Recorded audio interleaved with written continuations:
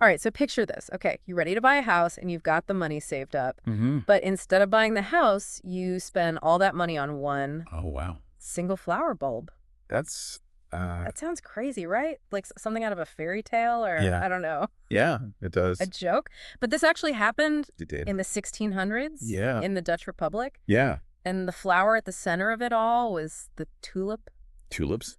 Yeah, and what's wild is that this period called Tulip Mania, it's considered the first big speculative bubble that we know of. A bubble. Yeah, a bubble. Yeah. It really took off in the 1630s Okay. and reached its peak around 1636 and 37. So kind of like the dot-com bubble. Exactly. Like Yeah. the dot-com bubble, or even think about the crazy ups and downs we see with cryptocurrency. Oh, yeah. Bitcoin. Yeah, Yeah. Bitcoin. Yeah. Exactly. You see these patterns in human behavior repeating throughout history. It's fascinating and kind of scary at the same time, right? So today we're diving deep into Tulip Mania. We've got some really interesting research that lays out the whole story, the history, the causes, the aftermath of this incredible boom and bust. Yeah, and what we really want to do is pull out those key insights from Tulip Mania. The takeaways. To takeaways, so you can not only understand what happened back then, but also see how it connects to the world today. Because who knows, maybe we're in a tulip mania right now. We just don't know it yet. Well, let's hope not. Okay, so to kick things off, let's go back to the beginning.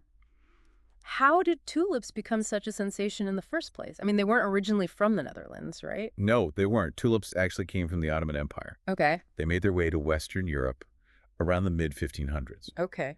Now, fast forward to the 17th century, the Dutch Republic was like the economic powerhouse of Europe. They were rolling in wealth from global trade. The Dutch Golden Age, right? Exactly, the Dutch Golden Age. Yeah. And in this environment of prosperity, these exotic tulips, they became a hot commodity. So it wasn't just about their beauty. There was something more to it, right? Yeah, absolutely. These weren't just ordinary flowers like you'd find in any garden. Mm. They were seen as something special or rare. Like a status symbol. Exactly. Like owning a rare piece of art or a luxury car today is a way to show off your wealth and status. Got it. And then there were those super rare tulips, the ones everybody wanted. Oh, yeah, the broken tulips. The broken tulips. Tell me more about those. So these broken tulips with their vibrant streaks and flame-like patterns, they were actually a result of a virus. A virus. Yeah, a virus that affected the flower's pigmentation. It created these unique and stunning color combinations. So it was like a happy accident. Kind of like that, yeah. And because this virus was unpredictable, it made these broken tulips even more desirable and exclusive. You couldn't just breed them like that. So we've got a wealthy society obsessed with these exotic, rare, and uniquely patterned flowers. They become a status symbol. But how did this go from people wanting them in their gardens to them becoming like a financial asset, something you trade? That's the big shift. And it happened around 1634. The focus started to move away from just appreciating tulips for their beauty.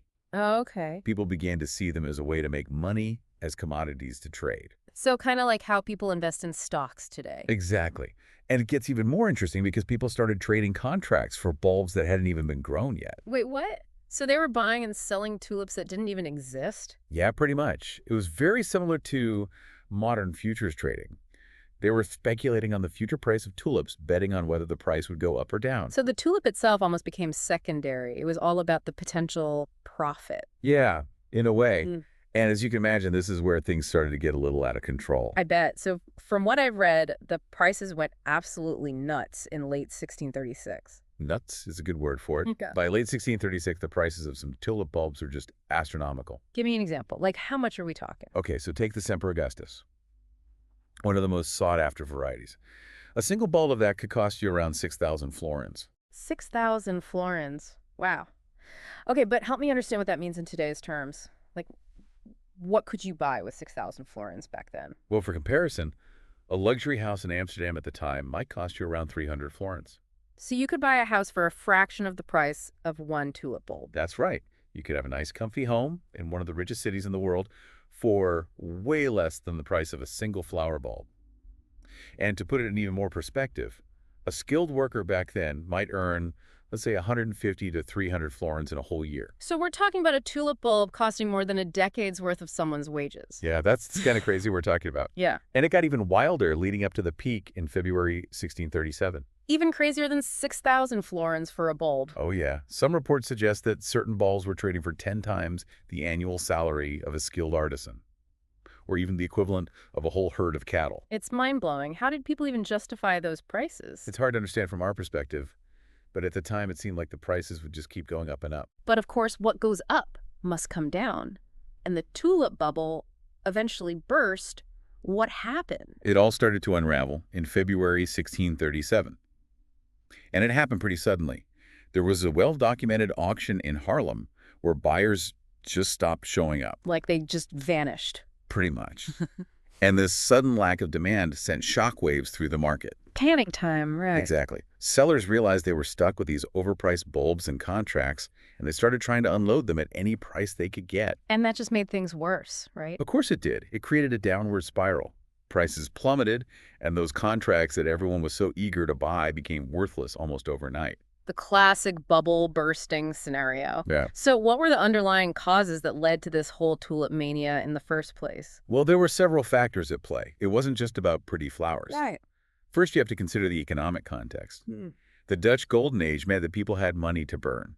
They were making a killing from trade, especially with the East India Company, and they were looking for ways to invest that wealth. So extra money sloshing around led to people taking bigger risks. Yeah, basically. And then there's the psychological factor, the fear of missing out. Everyone saw their friends and neighbors getting rich from tulips, and they didn't want to be left out. Classic FOMO. Exactly. It's a powerful motivator. It didn't matter if you were a wealthy merchant or a humble artisan. Everyone wanted a piece of the action. And I'm guessing the rarity of the tulips themselves played a role too, especially those broken varieties. Absolutely. The limited supply was a key driver of the price increases. Remember, tulips take a long time to grow from seed, and those color variations caused by the virus were unpredictable. You could just mass produce them. So scarcity plus hype equals big bucks. Exactly. And then you add in the trading of those futures contracts, which basically detach the price of tulips from the actual bulbs themselves. It was all about speculation then, not the actual flower. Yeah, in a way. It created this environment where prices could skyrocket based purely on speculation and hype. A recipe for disaster, it seems. So what happened after the bubble burst?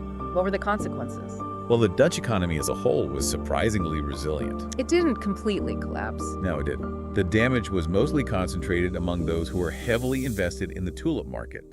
They lost a lot of money. Some even went bankrupt. Ouch.